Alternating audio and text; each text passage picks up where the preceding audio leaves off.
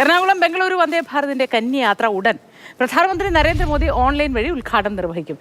Ernakulam south railway സ്റ്റേഷനിൽ ഒരുക്കിയിരിക്കുന്ന വേദിയിൽ തത്സമയ ചടങ്ങുകൾ ഉണ്ടാവും. ഗവർണർ രാജേന്ദ്ര ആർലേക്കർ, കേന്ദ്രമന്ത്രിമാരായ സുരേഷ് ഗോപി സംസാരിക്കുകയാണ്. ഇപ്പോൾ പ്രത്യേക 7 ദിവസങ്ങളിൽ ചില അത്യാവശ്യതകൾ ഒരിക്കലും മാറ്റിവെക്കാൻ പറ്റാത്ത ഇതിനുണ്ടാവുന്ന ബുദ്ധിമുട്ടുകൾ, അതുപോലെ തന്നെ അതിലെ ഫെയറുകൾ, അതിപ്പോൾ ചോദിച്ചാൽ അവരതിന് മതിയായ കാരണം നൽകും. എങ്കിലും നമുക്കതിനൊരു സംവിധാനം എന്ന് പറയുന്നത് റെയിൽ കണക്ടിവിറ്റിയിൽ നമുക്കിപ്പോൾ കേരളത്തിൽ പ്രത്യേകിച്ച് ബാംഗ്ലൂരിലേക്ക് പോകുന്ന നമ്മുടെ സ്ഥിരം ഇന്ത്യൻ റെയിൽവേസിന്റെ വന്ദേ ഭാരത് അല്ലാതെയുള്ള ഒരു സംവിധാനം കൊണ്ടുവരണമെങ്കിൽ നമുക്ക് റെയിൽ ലൈനില്ല. വന്ദേ ഭാരത് എന്ന് പറയുന്ന ഒരു വിപ്ലവ റെയിൽ ഓപ്പറേഷൻ വന്നപ്പോൾ തന്നെ മറ്റ് പല ട്രെയിനുകളുടെയും സ്റ്റോപ്പുകളുടെ എണ്ണം കൂടി, വെയിറ്റിംഗ് ടൈം കൂടി, അവരുടെ സ്പീഡ് കുറയുന്നു. അതിൽ പോകുന്ന പാസഞ്ചേഴ്സിന് വലിയ നീരസവും വലിയ അതൃപ്തിയും ഉണ്ടാക്കുന്നു. ഇതെല്ലാം ബാലൻസ് ചെയ്യണമെങ്കിൽ ഇന്ന് ഈ വേദിയിലും കൂടുതൽ ആവശ്യങ്ങളാണ് ഉന്നയിച്ചത്. റെയിൽവേ സജ്ജമാണ്. ഇപ്പോൾ ഈ വർഷം 3042 കോടി കേരളത്തിന് വേണ്ടി മാത്രം നീക്കിവെച്ചെങ്കിൽ 10,000 കോടിയോ അതിൽ കൂടുതലോ തരാൻ തയ്യാറാണ്. ആവശ്യം ഭൂമി മാത്രമാണ്. നമുക്ക് വന്ദേ ഭാരത് പോലെയും അതുപോലെ എക്സ്പ്രസ് ട്രെയിൻസിന്റെയും സ്പീഡ് ഇനിയും വർദ്ധിപ്പിക്കാൻ സാധിക്കും. പക്ഷെ നമ്മുടെ ഇവിടുത്തെ വളവുകൾ മുഴുവൻ നിവർത്തിക്കൊണ്ട് ഒരു സീറോ കർവ് വേണ്ട, അറ്റ്ലീസ്റ്റ് ഒരു നോ കർവ് അല്ലെങ്കിൽ no deep curve rail lines വരുന്നതിനുള്ള സ്ഥലം കണ്ടെത്തി തരണം. അതുവഴി റെയിൽ ഇപ്പൊ കിടക്കുന്ന ലൈൻ ഒഴിവാകുന്ന സ്ഥലത്തേക്ക് പകരം നമുക്ക് ആ ഭൂമി നൽകുന്ന തരത്തിൽ ഒരു ബാർട്ടർ സിസ്റ്റം പോലെയും നമുക്ക് ആലോചിക്കാവുന്നതാണ്. അത് അത്രയും വില കൊടുത്ത് വാങ്ങണമെന്നില്ല. അതുപോലെ തന്നെ റീലൊക്കേഷൻ ഓഫ് റെയിൽവേ സ്റ്റേഷൻസ്. കൊച്ചിയുടെ ജീവിത സാഹചര്യം, ഇവിടുത്തെ ആവാസ വ്യവസ്ഥിതിക്ക് കുറച്ചുകൂടി ഒരു ഈസിങ് വരണമെങ്കിൽ പൊന്നുരുന്നി എന്ന് പറയുന്നത് 110-117 ഏക്കർ ഉണ്ടെന്നാണ് പറയുന്നത്.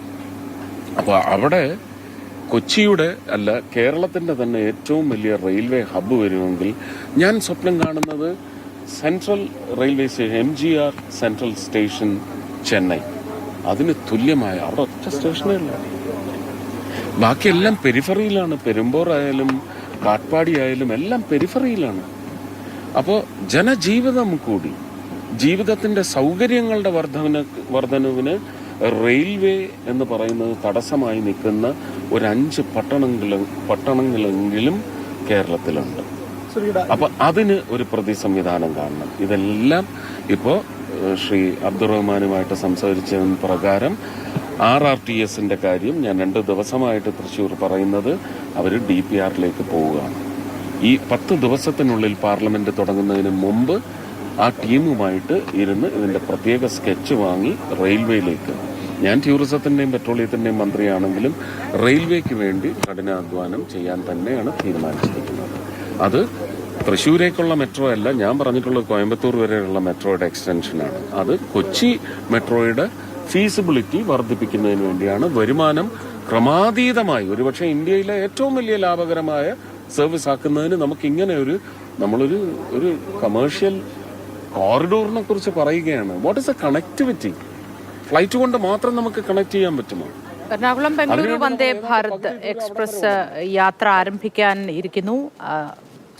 കേന്ദ്രമന്ത്രി സുരേഷ് ഗോപിയാണ് മാധ്യമങ്ങളോട് സംസാരിച്ചത്. സ്നേഹമോൾ നയനാൻ വിശദവിവരങ്ങളുമായി നമുക്കൊപ്പം ചേരുന്നുണ്ട്. സ്നേഹമോൾ, വലിയ ഒരുക്കമാണ്, ആഘോഷമാണ്, തിരക്കുണ്ട്.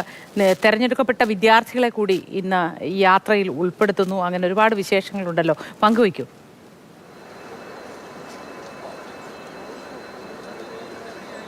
മോത്തി, പുലർച്ചെ 5:30 കൂടിയാണ് എറണാകുളം ജംഗ്ഷനിലുള്ള പ്ലാറ്റ്ഫോം നമ്പർ 1 എറണാകുളം ബംഗളൂരു വന്ദേ ഭാരത് എത്തിച്ചത്. അപ്പോൾ തന്നെ നിരവധി ആളുകൾ പ്ലാറ്റ്ഫോമിലേക്ക് എത്തിക്കഴിഞ്ഞിരിക്കുകയാണ്. ഇപ്പോഴും നമുക്ക് കാണാൻ സാധിക്കും നിരവധി ആളുകൾ ഇവിടെ എത്തിയിട്ടുണ്ട്. റെയിൽവേയുടെ ഉന്നത ഉദ്യോഗസ്ഥർ, മറ്റ് ഉദ്യോഗസ്ഥർ ഉള്ള ആളുകളെല്ലാം ഇവിടെ എത്തിയിട്ടുണ്ട്. പ്രധാനപ്പെട്ട ഒരു അതിഥി ഗവർണർ തന്നെയായിരുന്നു. ഗവർണർ രാജേന്ദ്ര ആർലേക്കർ, കേന്ദ്രമന്ത്രിമാരായ ജോർജ് കുര്യൻ, സുരേഷ് ഗോപി, അതോടൊപ്പം തന്നെ മന്ത്രിമാരായ P Rajeev, Abdurahman, MP Hibi Eden, Kochi mayor Anilkumar തുടങ്ങി നിരവധി വിശിഷ്ടാതിഥികൾ ഇവിടെ ചേർന്നിട്ടുണ്ട്. അവരെല്ലാം തന്നെ സംസാരിക്കുകയൊക്കെ ചെയ്തു. മറ്റ് ഈ ഫ്ലാഗ് ഓഫിന് മുന്നോടിയായുള്ള ചടങ്ങുകളൊക്കെ തന്നെ പൂർത്തിയായിട്ടുണ്ട്. വാരണാസിയിലാണ് പ്രധാനമന്ത്രി എത്തി പ്രധാനപ്പെട്ട ചടങ്ങുകൾ നടത്തുക. ഓൺലൈനായാണ് ഫ്ലാഗ് ഓഫ് നിർവഹിക്കുക. ആ ഒരു ചടങ്ങിനായി എല്ലാവരും കാത്തിരിക്കുകയാണ്. അതിനുശേഷമാണ് എറണാകുളം ബംഗളൂരു വന്ദേ ഭാരതത്തിൻ്റെ കന്നി യാത്ര തുടങ്ങുന്നത്. അതിനുവേണ്ടിയുള്ള തയ്യാറെടുപ്പിലാണ്. മനോഹരമായി പൂക്കളൊക്കെ വെച്ച് അലങ്കരിച്ച് പ്ലാറ്റ്ഫോം നമ്പർ 1 എറണാകുളം ജംഗ്ഷനിലെ പ്ലാറ്റ്ഫോം നമ്പർ 1 എറണാകുളം ബംഗളൂരു വന്ദേ ഭാരത് നിൽക്കുകയാണ്. കന്നി യാത്രയ്ക്കായുള്ള തയ്യാറെടുപ്പിനായി ഒരുങ്ങുകയാണ്. 8 മണിക്കൂർ 40 മിനിറ്റ് കൊണ്ട് മാത്രം എത്താവുന്ന തരത്തിലാണ് ഇതിൻ്റെ ഒരു സമയം ക്രമീകരിച്ചിരിക്കുന്നത്. സാധാരണഗതിയിൽ ട്രെയിൻ യാത്ര ഏകദേശം ഒരു 13 മണിക്കൂറാണ് എറണാകുളത്ത് നിന്നും എറണാകുളത്തിനും ബംഗളൂരുവിനും ഇടയിൽ എത്ര സ്റ്റോപ്പുകളാണ് ഈ വന്ദേ ഭാരതിനുള്ളത്?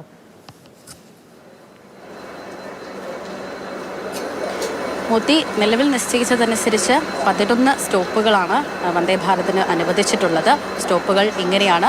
എറണാകുളം ജംഗ്ഷനിൽ നിന്ന് ആദ്യ സർവീസ് തുടങ്ങും. അതിനുശേഷം തൃശ്ശൂർ, ഷൊർണൂർ, പാലക്കാട്, പൊതന്നൂർ, കോയമ്പത്തൂർ, തിരുപ്പൂർ, ഈറോഡ്, സേലം, ജോലാർപേട്ട, കൃഷ്ണരാജപുരം, അതിനുശേഷം ബംഗളൂരുവിലേക്ക് എത്തിച്ചേരുന്നതാണ്. നിലവിൽ ഇത് കൂടാതെ തന്നെ 2 വന്ദേ ഭാരതാണ് 2023 പ്രധാനമന്ത്രി കേരളത്തിന് സമർപ്പിച്ചിട്ടുള്ളത്. അത് തിരുവനന്തപുരം മംഗളൂരു റൂട്ടാണ്.